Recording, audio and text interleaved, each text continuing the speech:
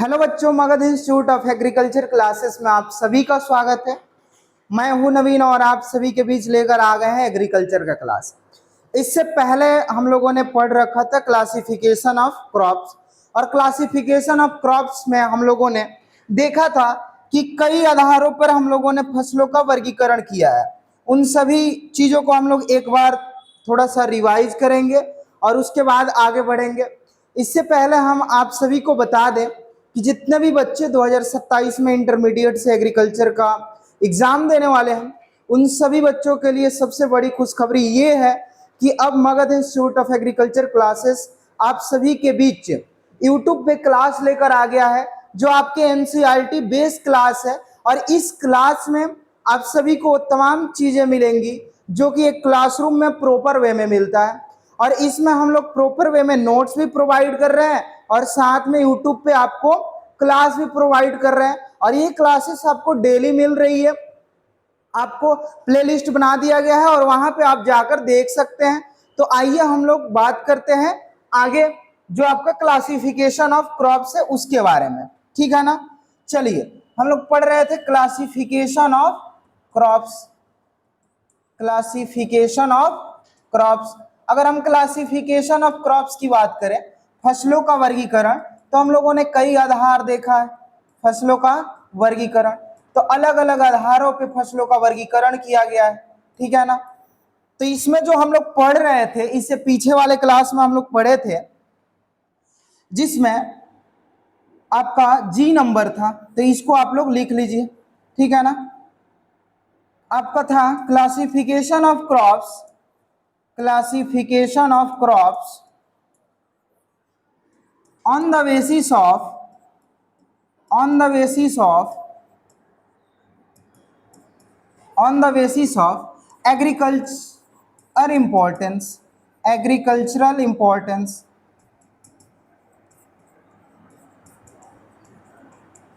कृषि महत्व के आधार पर फसलों का वर्गीकरण। किसके आधार पर? कृषि महत्व के आधार पर, कृषि महत्व के आधार पर फसलों का वर्गीकरण, फसलों का वर्गीकरण। अब इसमें हम लोग देखेंगे कि जो भी फसल है उसको कई आधार पे वर्गीकरण इसमें भी किया गया है, इसके अंदर भी कई आधार है।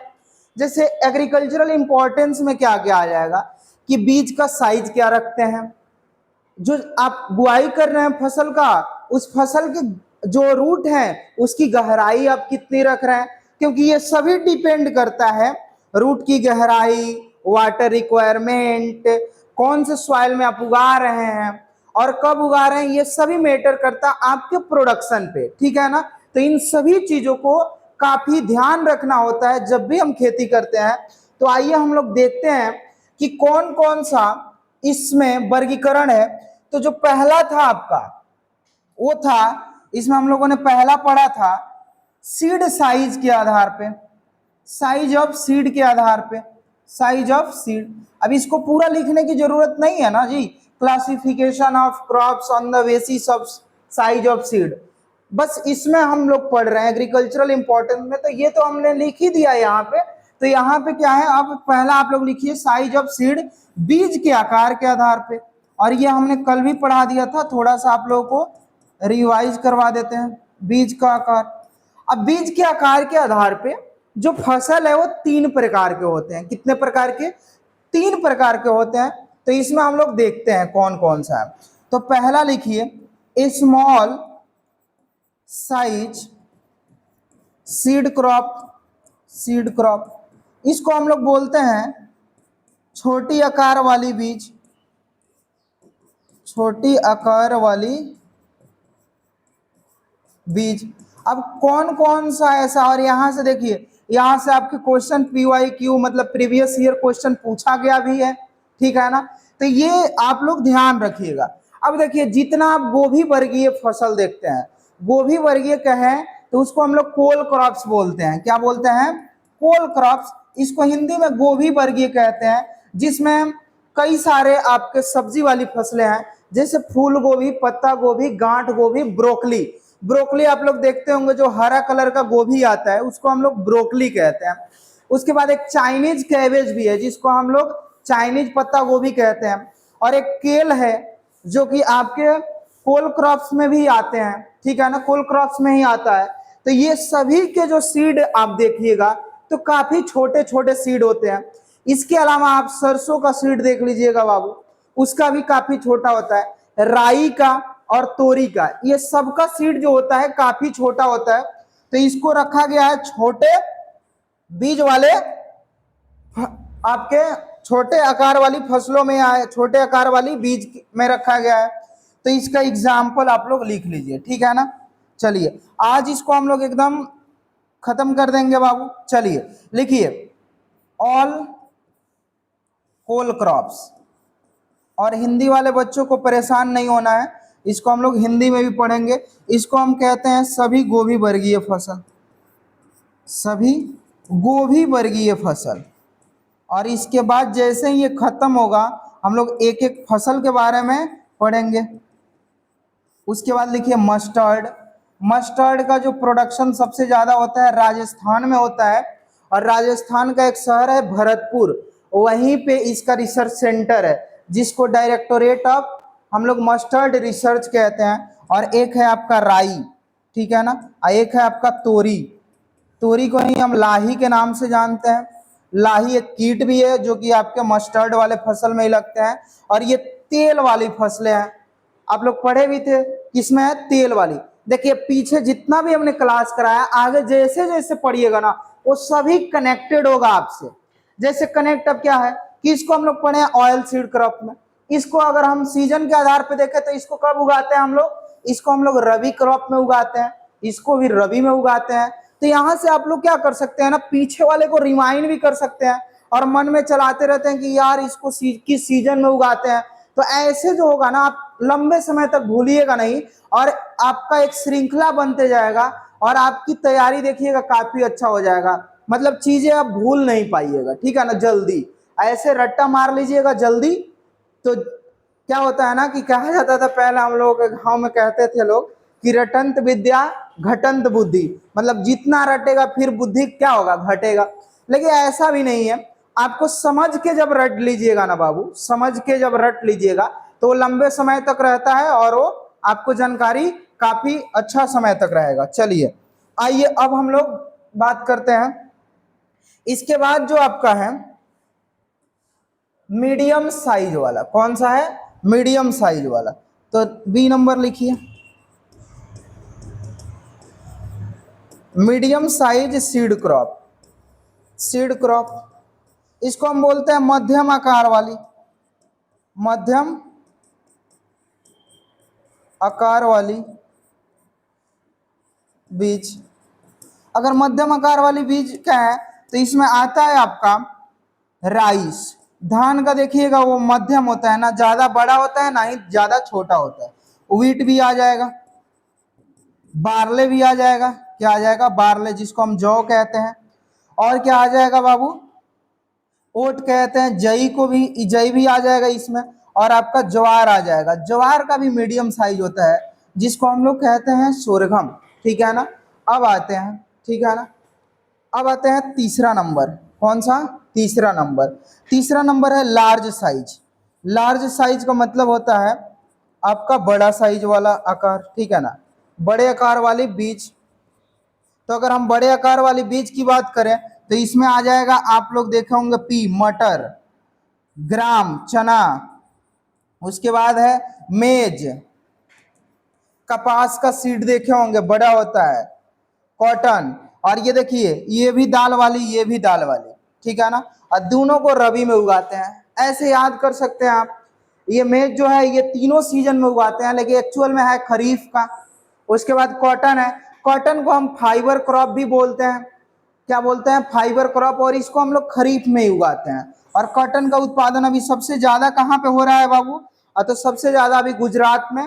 मेज का सबसे ज्यादा कर्नाटक में, ठीक है ना। और एक लिख लीजिए केस्टर। केस्टर को हम अंडी बोलते हैं, क्या बोलते हैं, अंडी, या इसको हम रेंडी बोलते हैं, क्या बोलते हैं, रेंडी। तो केस्टर ये तेल वाली फसल है, और इसका बॉल मतलब छोटे बॉल के साइज का होता है इसका बीज, ठीक है ना। मतलब छोटा बॉल का मतलब एक वो आप लोग प्लास्टिक वाला एक छोटा सा बॉल नहीं आता था ये इतना बराबर, हम मतलब हम लोग खुद आते थे तो बहुत दूर तक जाता था, 2 रुपए 1 रुपए में मिलता था पहले, अब तो आता नहीं है शायद, ठीक है ना। उसी के साइज के आकार का होता है और उसी के आकार का होता है। और इसमें जब इसको हम लोग फोड़ते हैं तो इसमें से ब्लैक ब्लैक सीड निकलता है और इस सीड से पहले बच्चा खेलता था। और फोड़ रहे हैं तो याद हम करवाए थे कि यूफोरबिएसी फैमिली में ये जो आपका क्लस्टर है आता है, कौन से, यूफोरबिएसी, क्योंकि इसको हम लोग फोड़ के निकालते हैं इसमें से, ठीक है ना। इस हम समझाने के लिए बता रहे हैं, याद कराने के लिए, ठीक है ना। चलिए आइए, तो ये हो गया आपका कौन सा, लार्ज साइज सीड क्रॉप। तो इतना हो गया। अब हम लोग पढ़ेंगे नेक्स्ट आधार पे, जो है आपका डेप्थ ऑफ रूट के आधार पे। किसके आधार पे, डेप्थ ऑफ रूट के आधार पे। अगर हम डेप्थ ऑफ रूट की बात करें तो इसको हम बोलते हैं जड़ों की गहराई के आधार पे, जड़ों की गहराई। अब कुछ फसलें होती है जो कि उसका जड़ ज्यादा गहरा तक नहीं जाता है, कुछ ऐसी फसलें हैं जिनकी जड़ें काफी गहरी तक जाती है, और बहुत बड़े बड़े प्लांट होता है उसका तो और गहरा तक जाता है। तो हम लोग सिर्फ फसल पढ़ रहे हैं और उन फसलों में अनाज वाले, दाल वाली, तेल वाली फसल पढ़ रहे हैं, इसमें हम सब्जी भी नहीं पढ़ रहे हैं और ना ही इसमें हम फ्रूट्स की बात कर रहे हैं। तो इसमें हम लोग एग्रोनॉमी में यही सब, क्या आपका अनाज वाली फसल, दाल वाली फसल, फाइबर क्रॉप, ये सब के बारे में पढ़ रहे हैं और तेल वाली फसल के बारे में, ठीक है ना। तो चलिए आइए, जड़ों की गहराई के आधार पे पहला लिखिए बाबू। अगर हम जड़ों की गहराई के आधार पे कहें तो पहला है shallow, shallow rooted crop, shallow rooted crop. इसको हम बोलते हैं उथली जड़ वाली फसल। कौन सा, उथली जड़ वाली, उथली मतलब उठा हुआ, उथली जड़ वाली फसल, ठीक है ना। और आप सभी बच्चे कमेंट करके बताइएगा कि चीजें समझ में आ रही है कि नहीं। अगर मान लेते हैं नहीं आ रही होगी तो थोड़ा सा और हम अपने में सुधार करेंगे, समझाने का प्रयास करेंगे, ताकि चीजों को आप लोग कनेक्ट करके जल्दी से समझ जाइए और आपको समझने में आसानी हो जाए, ठीक है ना। तो आप सभी लोग, जितने भी लोग वीडियो देख रहे हैं, वो सभी लोग कमेंट करेंगे कि वीडियो कैसा लगा। और इसके बाद हम लोग जैसे ही ये क्लासिफिकेशन खत्म हो रहा है उसके बाद हम लोग क्या करेंगे, इससे रिलेटेड जो आपके ऑब्जेक्टिव क्वेश्चन पिछले 4-5 सालों में क्वेश्चन पूछे गए हैं बोर्ड के एग्जाम में, उन सभी क्वेश्चन का एक बार हम लोग प्रैक्टिस कर लेंगे। और वो हम सोच रहे हैं लाइव कराने के लिए, ठीक है ना। तो हो सकता है इधर कुछ क्लास दे दें और लाइव क्लास मंडे को करा दें, ठीक है ना। चलिए आइए, तो उथली जड़ वाली, तो उथली जड़ वाली में आपका राइस आता है, व्हीट आता है, मेज है आपका बाबू, और आपका जौ है जिसको हम बार्ले कहते हैं, बार्ले को जौ कहते हैं और ओट को जई कहते हैं। अब बार्ले से बियर बनाया जाता है, क्या बनाया जाता है, बियर, शराब बनाया जाता है। और ये भी क्वेश्चन पूछा जाता है कि किस फसल से शराब बनाया जाता है, तो बार्ले से, याद रखिएगा, ठीक है ना। ये देखिए जो मेज है आपका अनाज वाला भी फसल है, एनर्जी क्रॉप वाला भी फसल है, एनर्जी में पढ़ाए थे ना जी, इथेनॉल और एल्कोहल यहाँ से मिलता है। उसके बाद हाँ, ये और किस में आता है, आपका चारा वाला भी फसल है, तो इसका मल्टीपल यूज है, क्या है, इसका मल्टीपल यूज है। उसके बाद ये 4 याद रखिएगा। दूसरा लिखिए डीप रूटेड क्रॉप, कौन सा, डीप रूटेड क्रॉप। अगर हम डीप रूटेड क्रॉप की बात करें बाबू तो इसको हम बोलते हैं गहरी जड़ वाली फसलें। कौन सा, गहरी जड़ वाली फसलें। अगर हम गहरी जड़ वाली फसलें की बात करें तो इसमें क्या क्या आता है, इसका एग्जाम्पल हम लोग देख लेते हैं। चलिए, गहरी जड़ वाले में आप लोग देखे होंगे अरहर। कौन सा, अरहर। इसको हम लोग बोलते हैं पिजन पी, क्या बोलते हैं, पिजन पी, अरहर। ये दाल वाली फसल है और खरीफ में उगाते हैं। फिर लिखिए कॉटन, जिसको हम कपास कहते हैं, क्या कहते हैं, कपास। उसके बाद लिखिए आप लोग सोरगम, जिसको हम ज्वार कहते हैं, सोरगम को क्या कहते हैं, ज्वार कहते हैं। तो बस इतना याद रखना है आप लोगों को, ठीक है ना। और इससे ज़्यादा आपके एग्जाम्पल्स नहीं पूछे जाते हैं, इसी में से 1-2 पूछ देता है, ठीक है ना। तो ये काफ़ी इंपॉर्टेंट ये भी वाला है, ठीक है ना। अब आ जाइए, ये तो हम लोगों ने पढ़ लिया किसके आधार पे, जड़ों के गहराई के आधार पे। जो इसमें हम लोग तीसरा पढ़ेंगे ये सब हम लोग एग्रीकल्चरल इंपॉर्टेंस के अंतर्गत पढ़ रहे हैं, उसी के अंडर में पढ़ रहे हैं। अब आ जाइए, तीसरा है nodules on roots, nodules on roots, ठीक है ना, इसको हिंदी में कहते हैं जड़ों पर ग्रंथियां, जड़ों पर ग्रंथियां पाई जाती है। तो भाई कौन कौन से फसल में उसके जड़ पे ग्रंथि पाई जाती है और कौन कौन ऐसा फसल है जिसके जड़ों पे ग्रंथियां नहीं। ग्रंथियां का मतलब होता है रूट नॉड, क्या बोलते हैं, रूट नॉड। इसको हम ग्रंथि मतलब गांठे होती है उसमें, उसके जड़ों में क्या होता है, गांठे होता है। तो हमने एक बार आप लोगों को जब पल्स क्रॉप पढ़ा रहा था तो वहां पे इस चीज को हमने मेंशन किया हुआ था। तो नोड्यूल्स ऑन रूट, जिस फसल के जड़ों में ये नोड्यूल्स या ग्रंथियां पाई जाती हैं वो आपके फसल है सभी पल्स क्रॉप। कौन से क्रॉप, पल्स क्रॉप हैं। और पल्स क्रॉप के फसलों के जो रूट हैं उनमें आपके नोड्यूल्स पाए जाते हैं और उसी में बैक्टीरिया रहता है जिसका नाम है राइजोबियम बैक्टीरिया। और ये राइजोबियम बैक्टीरिया क्या करता है बाबू, कि जो आपके वायुमंडल में 78%, आपके वायुमंडल में 78%, 78 पॉइंट कुछ परसेंट है, लगभग 78% जो नाइट्रोजन है उस नाइट्रोजन को सॉइल में फिक्स करता है और इसी को हम बोलते हैं नाइट्रोजन फिक्सेशन इन सॉइल, जो कि दलहनी फसल काम करता है, ठीक है ना। ये काम कौन करता है, दलहनी फसल। और इसमें मदद कौन करता है, राइजोबियम बैक्टीरिया। और इन जब नाइट्रोजन को फिक्स कर देता है तो वहीं से पौधे ये नाइट्रोजन लेना शुरू कर देते हैं। तो जब भी आप दलहनी फसल बोइएगा तो वो क्या है कि उसको आप बाहर से यूरिया जो नाइट्रोजन की पूर्ति के लिए देते हैं वो आप कम भी दीजिएगा तो काम वो चला लेगा। और एक्चुअल में हम लोग कम देते ही हैं क्योंकि वो ऑलरेडी उसके पास है। तो जब आपके पास कोई ऐसा चीज हो तो कोई देगा भी तो कहिएगा अरे हमारे पास है, रख ले भाई तुम अपने पास, ठीक है ना। अगर दे रहा है तो हो सकता है आप उसको इग्नोर करके कहिएगा कि अरे हटाओ यार रखो इधर, ठीक है ना। तो ये भी दे तो दीजिएगा लेकिन उतना ही काम करेगा। प्रोडक्शन ऐसा नहीं है कि एक ही बार में आपका 2 गुना बढ़ जाएगा, ठीक है ना, ज्यादा फर्टिलाइजर देने से। चलिए आइए, तो इसमें कौन कौन सा है, तो लिखिए all pulse crop, all pulse crop. देखिए ये आप लोगों को एकदम याद हो जाएगा। सभी दलहनी फसल, तो सभी दलहनी फसल क्या, आपका अरहर, चना, मटर, इसके अलावा मसूर, मसूर के बाद आपके आ गए खेसारी, मूंग, उड़द, सनई, ढैंचा, ये सभी आपके फसल किस में आ जाते हैं, इनके जड़ों पे नोड्यूल्स पाए जाते हैं। उसके बाद ये तो पहला है, दूसरा लिखिए, ठीक है ना, ये नोड्यूल्स ऑन रूट्स जो आपका है। अच्छा ये एक मिनट, इसमें आपका थोड़ा सा गड़बड़ हुआ है, गड़बड़ कुछ नहीं हुआ है, ये चीज बस हम लोगों को कहाँ लिखना है, ये नोड्यूल्स के आधार पे जिसमें नोड्यूल्स पाए जाते हैं, जिसमें नोड्यूल्स पाए जाते हैं उसको हम लेग्यूम क्रॉप बोलते हैं बाबू। क्या बोलते हैं, लेग्यूम क्रॉप। इसको हम बोलते हैं दलहनी फसल। कौन, दलहनी फसल। बस कुछ गड़बड़ हुआ नहीं था, ये एग्जाम्पल हमने यहाँ लिख दिया था, ठीक है ना।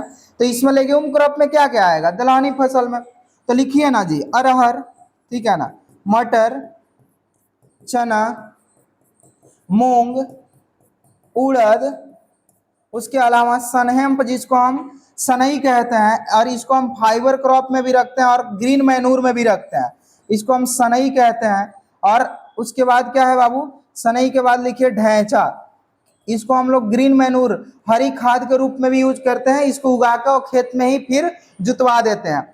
दूसरा लिखिए, दूसरा की अगर हम बात करें, दूसरा की बात करें तो इसको हम बोलते हैं non legume crop, non legume crop. अगर हम नॉन लेग्यूम क्रॉप की बात करें तो इसको बोलते हैं अदलहनी फसलें, अदलहनी फसलें। अगर अदलहनी फसलें की बात हम करें तो वैसी फसलें जो दाल में नहीं आती है, तो जैसे धान, ठीक है ना, गेहूं, इसके रूट पे नोड्यूल्स नहीं पाए जाएंगे। मक्का, ठीक है ना, ज्वार, बाजरा, ये सभी आपके सरसों, ये सभी में आपके नोड्यूल्स नहीं पाए जाएंगे। कपास, तो ये आपके सभी क्या हो गए, एग्जाम्पल हो गए। तो ये आपके नॉन लेग्यूम हो गया, ठीक है ना। तो ये नोड्यूल्स ऑन रूट्स के आधार पे था कि किसके रूट्स पे नोड्यूल्स ग्रंथियां पाई जाती हैं और किसके मतलब रूट पे नोड्यूल्स नहीं पाई जाती हैं, ठीक है ना। चलिए आगे बढ़ते हैं हम लोग इसके।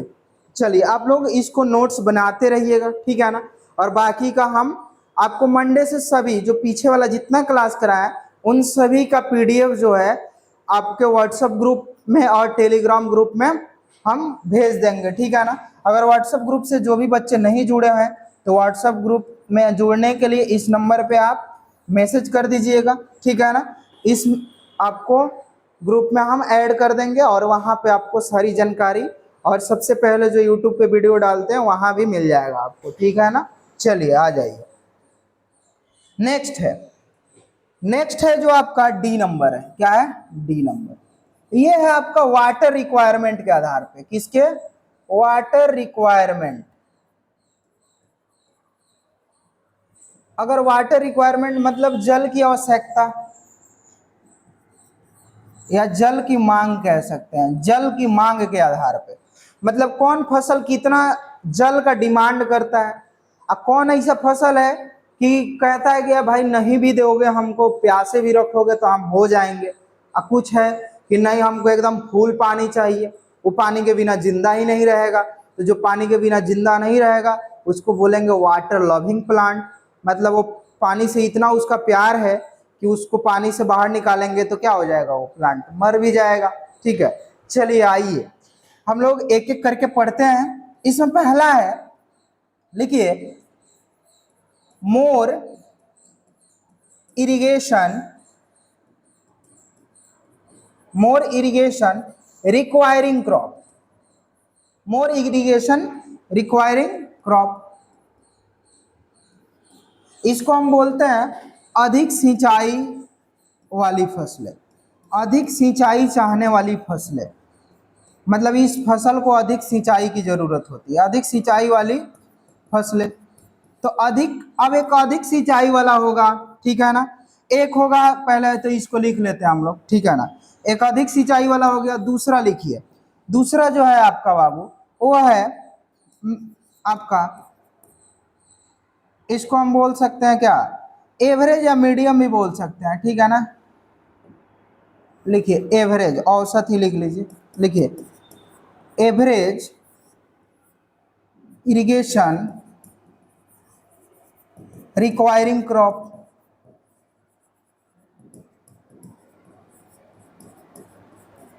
इसको हम बोलते हैं औसत सिंचाई चाहने वाली, मतलब ना ज्यादा और ना ही कम। औसत सिंचाई चाहने वाली फसल, चाहने वाली फसल। और ये बहुत आप लोगों को लग रहा होगा कि बहुत ये मतलब भारी है, ये हमको कैसे समझ में आएगा। एकदम इजी है। और जो लोग ये पहली बार क्लास देख रहे होंगे इस क्लास को, तो आप थोड़ा सा इससे पीछे वाला सभी क्लास देख कर आइएगा, यहाँ एकदम ये सभी इजी लगने लगेगा आपको, ठीक है बाबू। तो प्लेलिस्ट में ही है आपके Magadh institute of agriculture classes के यूट्यूब चैनल पे ही, वहां आप लोग सभी वीडियो को पहले देख लीजिएगा और फिर एक सीक्वेंस में वहां पे हम सीक्वेंस बना बना डाल रहे हैं। और पूरा आपके जो एग्रोनॉमी का क्लास है, हॉर्टिकल्चर का क्लास है, एक्सटेंशन का क्लास है, वो सभी क्लास आपको उसी यूट्यूब चैनल पे पूरा फ्री ऑफ कॉस्ट देंगे। और इस साल 2027 वाले बच्चों के लिए ये काफी अच्छी खुशखबरी है कि आपको एग्रीकल्चर पढ़ने के लिए कहीं पे एडमिशन लेने की जरूरत नहीं है। अब लेकर आ गया है Magadh institute of agriculture classes, आपको फ्री ऑफ कॉस्ट में क्लासेस, जो कि आपकी संपूर्ण तैयारी कराएगा और साथ में ऑब्जेक्टिव क्वेश्चन भी कराएगा और प्रैक्टिस भी कराएगा, जिससे आपकी तैयारी मजबूत हो जाए, ठीक है। चलिए उसके बाद लिखिए तीसरा आपका है मोर। तीसरा क्या है, मोर, सॉरी मोर वाला तो हो ही गया है। लेस, क्या है, लेस मतलब कम सिंचाई। Less irrigation, less irrigation requiring crop, requiring crop, इसको हम बोलते हैं कम सिंचाई चाहने वाली फसल। कम सिंचाई चाहने वाली फसल, चाहने वाली फसल। चलिए आइए, अगर हम मोर इरिगेशन वाला बात करें, अधिक सिंचाई, तो इसमें लिखिए गन्ना। क्या लिखना है? गन्ना। आलू, जितनी सब्जियां हैं, क्या है? जितनी सब्जियां हैं, गन्ना, आलू, सब्जियां, ठीक है ना। उसके अलावा बरसीम, ये सभी अधिक सिंचाई चाहने वाली फसल है। इसमें धान भी ले सकते हैं, लेकिन धान अधिक पानी सहन करने वाली फसल है, तो उसको अभी नीचे लिखवाएंगे। इसमें और दो, एक है अधिक पानी सहन करने वाली फसल, एक है आपका सूखा सहन करने वाली फसल। तो उसमें उसको हम लोग लिखवा देंगे अधिक सिंचाई वाली फसलें में गन्ना, आलू, सब्जियां और बरसीम। अब आइए आपका एवरेज, एवरेज कौन कौन सा है, ठीक है ना। तो अगर हम एवरेज की बात करें, एवरेज सिंचाई वाली फसल की बात करें, तो एवरेज सिंचाई वाली फसलों में आपका जो है ये है गेहूं, आपका है गेहूं, मक्का, गेहूं, मक्का, उसके बाद आपका है जौ, गेहूं, मक्का, जौ, और आपका है जई। गेहूं, मक्का, जौ और जई। तो ये हो गया आपका क्या? एवरेज वाला। लेस की अगर हम बात करें, तो जितना दाल वाला है, ठीक है ना। दाल वाला को हमने बोला था ना, आप लोगों को, अच्छा आप लोगों को नहीं पढ़ाया है, लेकिन जितना दाल वाला है वो क्या है? वाटर लॉगिंग के प्रति सेंसेटिव है। अगर अधिक जल लग जाएगा उस खेत में, तो काफी उसके जड़ें सड़ जाती हैं, तो वो सूखा में भी हो जाता है, ठीक है ना। तो आइए इसको हम लोग लेस इरिगेशन जैसे लिखिए आप लोग। इसमें सबसे जो इंपॉर्टेंट है, अरहर, चना, ज्वार, बाजरा और कपास, ज्वार, बाजरा और कपास। तो ये आपका हो गया किसमें बाबू? ए लेस इरिगेशन रिक्वायरिंग क्रॉप। चौथा लिखिए इसी में, इसी में लिखिए ड्रॉट। ड्रॉट का मतलब होता है सूखा, ड्रॉट का मतलब होता है सूखा। Drought tolerant crop, tolerant crop मतलब ये सूखा को भी सहन कर जाएगा। तो लिखिए सूखा सहन करने वाली फसलें, सूखा सहन, टॉलरेंट का मतलब होता है सहने वाला, सूखा सहन करने वाली फसलें, करने वाली फसलें। अगर हम सूखा सहन करने वाली फसल की बात करें, तो इसमें भी क्या क्या आ जाएगा? तो लिखिए ज्वार, बाजरा, ज्वार, बाजरा। ये क्या करता है आपका? सूखा सहन करने में क्या है आपका? ये फसल माहिर है। इसके अलावा गंवार, इसके अलावा क्या लिख सकते हैं आप लोग बाबू? गंवार। और फिर आपका कपास भी है जो सूखा सहन, लेकिन सबसे अधिक सूखा सहन आपके ज्वार और बाजरा करता है, ठीक है ना। ये लंबे समय तक सूखा सहन कर सकता है, लगभग एक एक डेढ़ महीना सूखा, अगर इसको पानी नहीं भी मिलेगा तब भी अपना ये काम चला लेगा, ठीक है ना। तो इसको हम लोग इसीलिए इसको बोलते हैं हम लोग कैमल क्रॉप।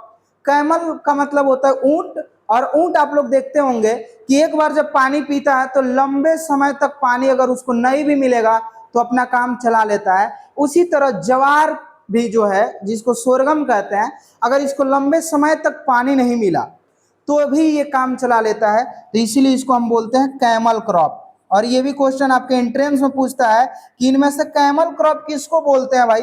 तो ज्वार को बोलते हैं। किसको बोलते हैं? ज्वार को। अब आ जाइए,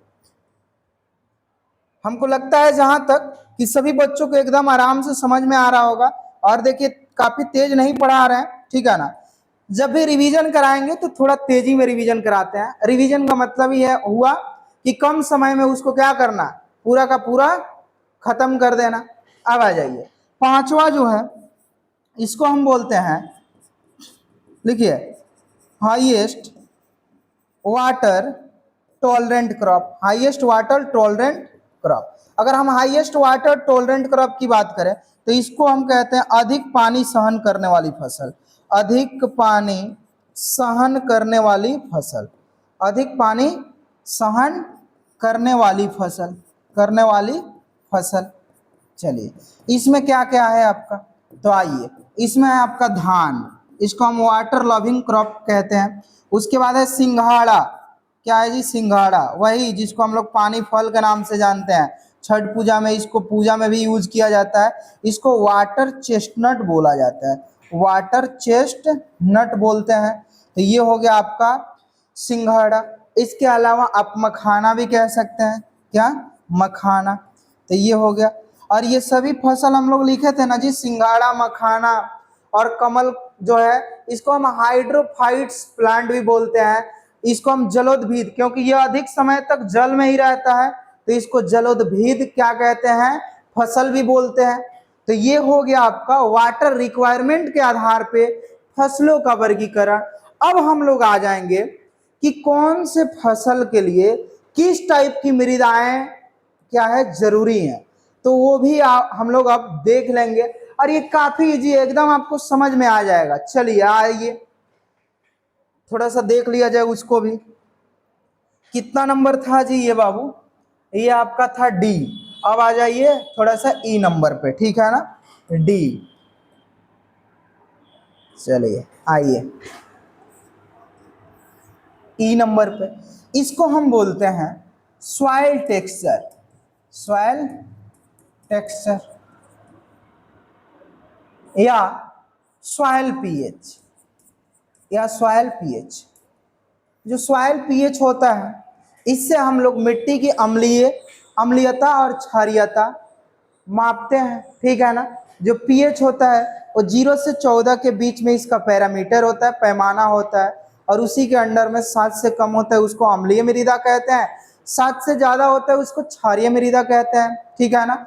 और उसमें भी फिर लवणीय और क्षारीय आ जाता है, तो उसको हम लोग अभी सॉइल साइंस जैसे ही पढ़ेंगे उसको पूरा डीप में पढ़ेंगे लोग। आइए यहाँ पे थोड़ा सा हम लोग देखते हैं कि मृदा सॉइल टेक्सचर, इसको हम बोलते हैं मृदा कणाकार, कि कौन से मृदा के किस मतलब कणाकार के, कौन बलुई मृदा है, कौन दोमट मृदा है, कौन कौन फसल उगाते हैं। और मृदा पीएच लिख लीजिए इसको, मृदा पीएच। चलिए आइए थोड़ा सा हम लोग देखते हैं। इसमें पहला लिखिए, जो पहला है लिखिए,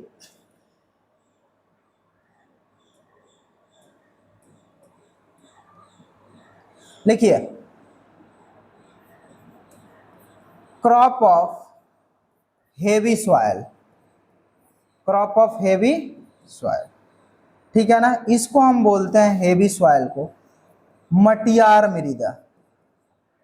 मटियार मृदा की फसलें, कौन कौन फसल है जो कि हम मटियार मृदा में उगाते हैं, ठीक है ना, मटियार मृदा, ठीक है ना। इसको हिंदी में हेवी सॉइल को मटियार, या इसको हम भारी मृदा कह सकते हैं, क्या कह सकते हैं, या और लिख के भारी मृदा कह सकते हैं।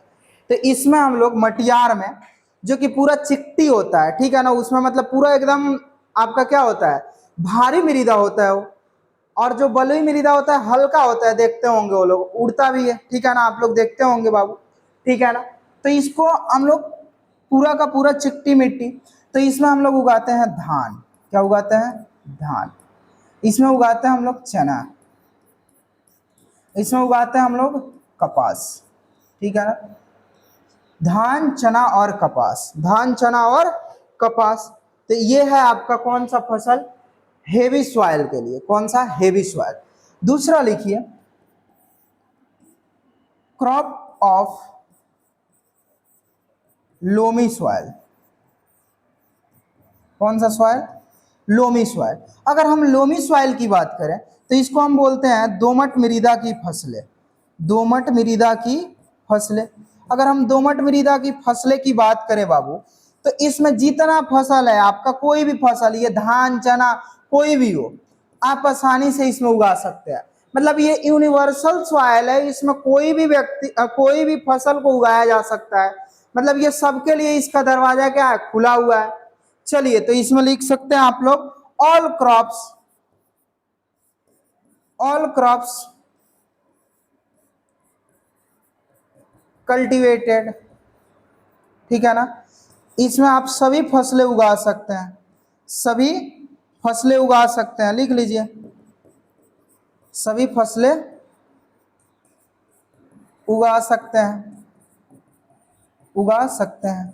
देखिए समय बचा नहीं है और आप लोगों का सिलेबस है ज़्यादा बाबू, ठीक है ना। क्लास 12th वाले बच्चे थोड़ा सा आप लोग सीरियस हो जाइए अब, क्योंकि बीच में क्या होगा, आ जाएगा अक्टूबर में दशहरा और नवंबर में दिवाली छठ आ जाएगा।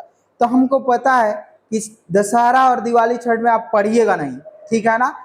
वो आपका पूरा इंजॉय वाला समय होता है और उसमें काफ़ी पढ़ने का मन ही नहीं करता है। थोड़ा सा अपना बिहार का रौनक ही चेंज हो जाता है उस टाइम, तो उस टाइम अच्छा नहीं लगेगा ना, उस टाइम घूमने वाला समय होता है। तो उस टाइम को घूमना है तो अभी मेहनत कर लीजिए और फिर उसके बाद फिर मेहनत करना है। जब तक आपको आपका एग्ज़ाम नहीं बीत जाता है तब तक आपको मेहनत करना है। अभी थोड़ा कम करना पड़ेगा, अभी से करिएगा तो अब बाद में करिएगा तो यही चीज़ें आप पे बर्डन हो जाएगा, काफ़ी भारी हो जाएगा और आपको चीज़ें क्या होगी समझ में कम आएगा, क्योंकि आप जल्दीबाजी में रहिएगा। तो आराम आराम से कुछ चीज़ों को इधर पढ़ लेते हैं लोग, ठीक है ना। हमें लगभग आपका 15 अगस्त तक एग्रोनॉमी वाला पोर्शन हम खत्म कर देंगे। अगर बहुत जाएगा तो 15 दिन और ले सकते हैं आप, 30 अगस्त तक हम एग्रोनॉमी खत्म कर देंगे। उसके बाद हॉर्टिकल्चर चालू करेंगे और इन दोनों सेगमेंट से सबसे ज़्यादा आपके क्वेश्चन पूछे जाते हैं बाबू, ठीक है ना। तो आप लोग इसको अच्छे से एकदम अभी से तैयारी करिए, नोट्स बनाइए। और आप सभी लोग जितने भी बच्चे 2027 में एग्रीकल्चर से एग्जाम दे रहे हैं, वो बच्चे सिर्फ आपका बोर्ड का ही एग्जाम नहीं है, क्योंकि देखिए एग्रीकल्चर का मतलब होता है क्या, एक तो कृषि होता है, उसमें हमने बताया कि ये प्रैक्टिकली सब्जेक्ट है आपका। आपको क्लासरूम में थ्योरी पढ़ने के साथ साथ आपको फील्ड में प्रैक्टिकल भी करना है। तो प्रैक्टिकल वहीं पे होता है जब आपका अच्छे जगह एडमिशन होता है, वहां पे एकदम मतलब माहौल अलग मिलता है आपको, पूरा आप इंजॉय भी करते हैं, अच्छे से तैयारी भी करते हैं, अपनी फील्ड में भी जाते हैं। तो आपको दो नॉलेज होता है, एक तो प्रैक्टिकली और एक आपका थ्योरेटिकल। जो दोनों जब आपका नॉलेज होगा तो आप कहीं भी किसी भी क्षेत्र में नाकामयाब नहीं होइएगा कभी भी। नहीं तो इधर उधर से कर लीजिएगा एग्रीकल्चर बीएससी तो फिर आपको दिक्कतें झेलनी पड़ेगी, क्योंकि आप एग्रीकल्चर इसीलिए पढ़ रहे हैं कि जब एग्रीकल्चर हम कर लें, हमारा फाइनल हो जाए, तो उसके बाद आपको एक अच्छी नौकरी मिल जाए, ठीक है ना। तो आपको अच्छी नौकरी के लिए अच्छे से पढ़ना पड़ेगा। आज नहीं पढ़िएगा तो 5 साल बाद पढ़ना पड़ेगा। 5 साल बाद पढ़ना काफ़ी मुश्किल हो जाएगा, क्योंकि कई प्रकार के प्रेशर आपके ऊपर आ जाते हैं। अभी आप लोग फ्री माइंड है तो आप लोग पढ़ते रहिए बाबू, ठीक है ना। और नो डाउट हम इतना आप लोगों को बता रहे हैं कि आपकी तैयारी बहुत अच्छी हो जाएगी, ठीक है ना। चलिए आइए, उसके बाद है आपका सैंडी लोम सॉइल। कौन सा soil? Sandy loam soil, crop of sandy loam soil, ठीक है ना। लिखिए crop of sandy loam soil, बलुई दोमट मिट्टी की फसलें, सैंडी लोम सॉइल, ठीक है ना। लिखिए इसको हिंदी में कहते हैं बलुई, लोमी को बोलते हैं दोमट, बलुई दोमट मृदा की फसलें, मृदा की फसलें, ठीक है ना। अगर हम बलुई दोमट मृदा की फसलें की बात करें, ठीक है ना, तो इसमें कौन कौन सा आता है? तो बलुई दोमट, बालू भी उसमें रहेगा, दोमट मृदा भी रहेगा, जिसको हम चिकटी मृदा बोलते हैं। तो ये दोनों मृदाओं का मिक्स रहेगा।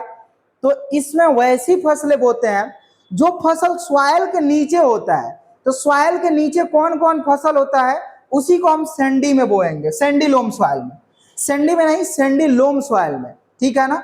आइए कौन कौन फसल है बाबू। तो आलू को हम लोग जमीन के नीचे बोते हैं, ठीक है ना। मूली, गाजर, सलजम, चुकंदर, जिसको हम लोग इसको चुकंदर कौन सा है बाबू? आपका शुगर क्रॉप है। और उसके बाद चुकंदर के बाद आ गया आपका कौन सा? ये शकरकंद, जिसको हम लोग स्वीट पोटैटो कहते हैं, शकरकंद। इसको इधर सिवान छपरा गोपालगंज के साइड में कौन भी कहता है लोग, क्या कहता है लोग? कौन भी कहता है लोग। अब बहुत सारा उधर मधुबनी, सुपौल, सहरसा के साइड इसको अलुआ कहता है, अलुआ, ठीक है ना।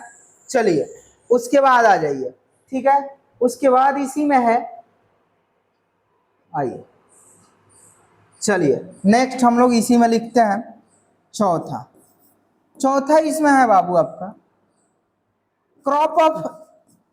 Crop of Sandy soil. कौन सा? बलुई मृदा में होता है, ठीक है ना। तो बलुई मृदा की फसलें, लिखिए यहाँ बलुई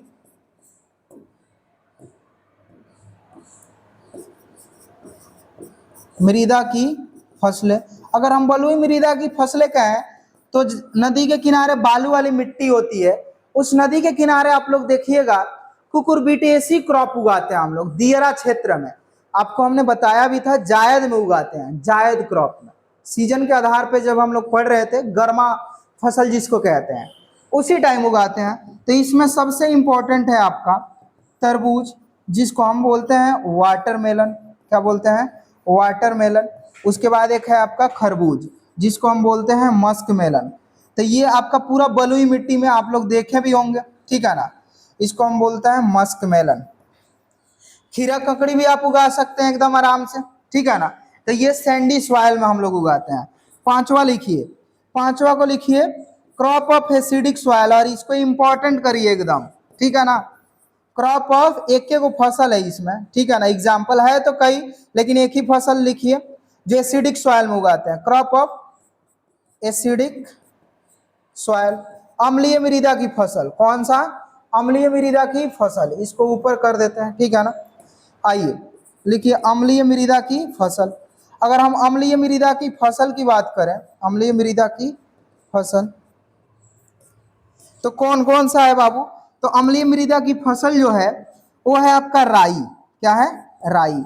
और इसमें हम लोग धान भी उगा सकते हैं अम्लीय में, ठीक है ना, राई या धान। लेकिन आपके एनसीईआरटी वाले में सिर्फ राई दिया हुआ है, ठीक है ना। लेकिन धान भी आपका अम्लीय में उगाते हैं, और इसको ऊसर भूमि में भी उगाते हैं हम लोग।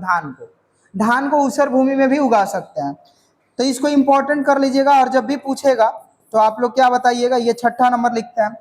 अम्लीय मृदा में राई जो तेल वाली फसल है। अब लिखिए क्रॉप ऑफ ऊसर सॉइल, क्रॉप ऑफ ऊसर सॉइल, ऊसर मृदा की फसल है।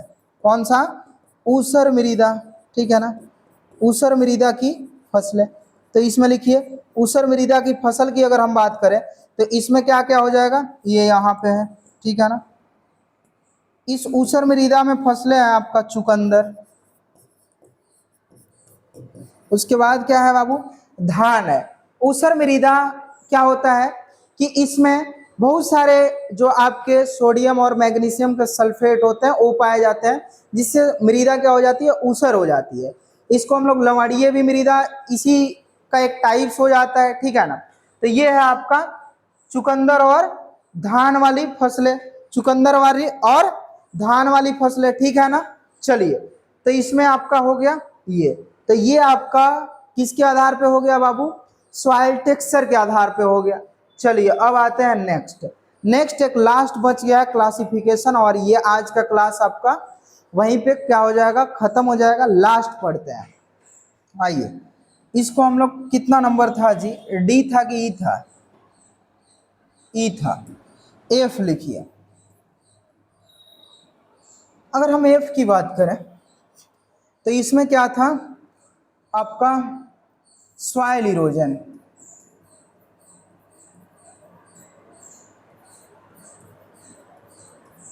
मृदा कटाव के आधार पर, मृदा कटाव के आधार पर, ठीक है ना। एक जो फसल होता है वो मृदा को क्या करता है, काटने के लिए क्या करता है, अधिक काट देता है। एक ऐसा फसल है जो मृदा को जब उसमें हम लोग फसल को लगाते हैं तो मृदा कटाव को बढ़ावा देता है। क्या करता है? मृदा कटाव को बढ़ावा। कुछ ऐसी फसलें है जो मृदा कटाव को रोकता है, ठीक है ना, मृदा कटाव को रोकता है। तो चलिए पहला इसमें है आपका, लिखिए crop that increase soil erosion. Soil erosion, मृदा कटाव को बढ़ाने वाली फसलें, मृदा कटाव को बढ़ाने वाली फसलें।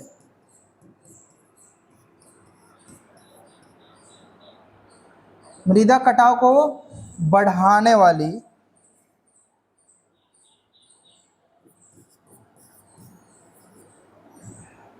वाली फसलें। लिखिए इसका एग्जाम्पल, लिखिए अरहर, ये जब फसल हम लगाते हैं तो ये मृदा कटाव को बढ़ाता है। मेज, और ये एग्जाम्पल याद रखिएगा, ये इंपॉर्टेंट कर लीजिएगा, यहाँ से क्वेश्चन पूछा जाएगा। लिखिए मस्टर्ड, सरसों, बस इतना याद रखिएगा। उसके बाद आ जाइए, दूसरा इसमें है आपका, लिखिए क्रॉप दैट रिड्यूस का मतलब होता है कम करना, reduce soil erosion, soil erosion, इसको हम बोलते हैं मृदा कटाव को कम करने वाली फसल, मृदा कटाव को कम करने वाली।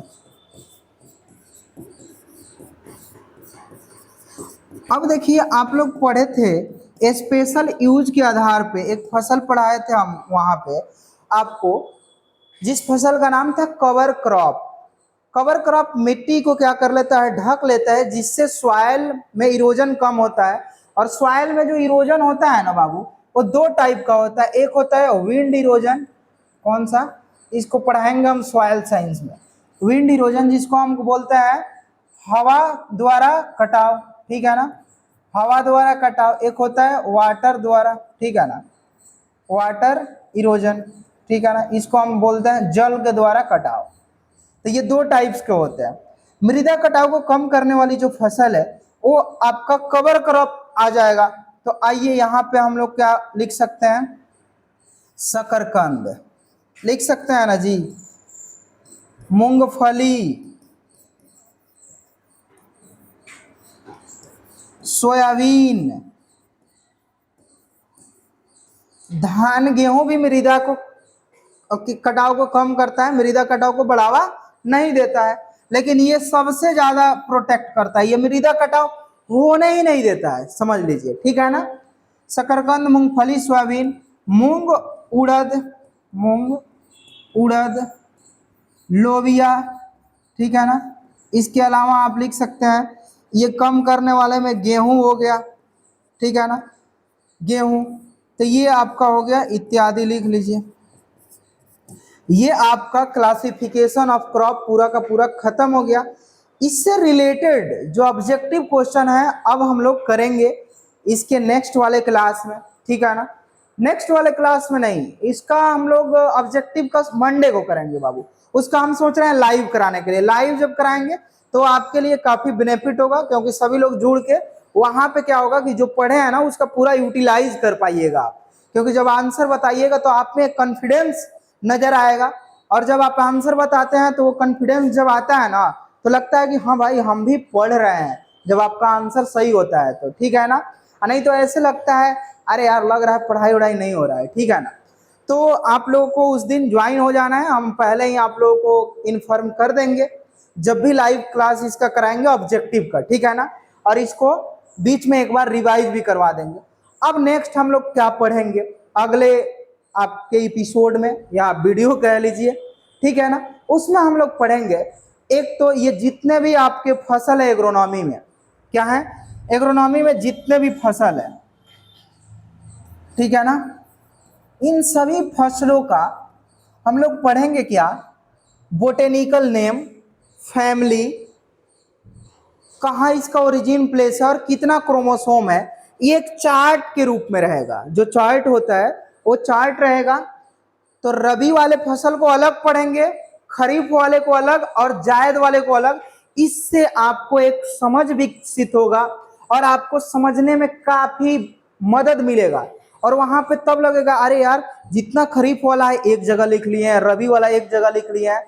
तो ये जो आपका तरीका है ना पढ़ने का, ये काफी आपको हेल्प करेगा, ठीक है ना। तो इसी तरीके को हम लोग इसके नेक्स्ट क्लास में हम लोग इसको पढ़ाएंगे, ठीक है ना, जिसमें आपका क्रोमोसोम, ओरिजिन प्लेस, फैमिली और फिर से क्या उसका बोटेनिकल नेम है, क्योंकि आप जब एंट्रेंस देते हैं या आप बोर्ड का एग्जाम भी देते हैं तो वहां भी कुछ आपके बोटेनिकल नेम पूछ दिए जाते हैं। तो इन सभी का क्लास नेक्स्ट वीडियो में डालेंगे। इसी के साथ मिलते हैं आप सभी से अगले क्लास में। जय हिंद, जय भारत।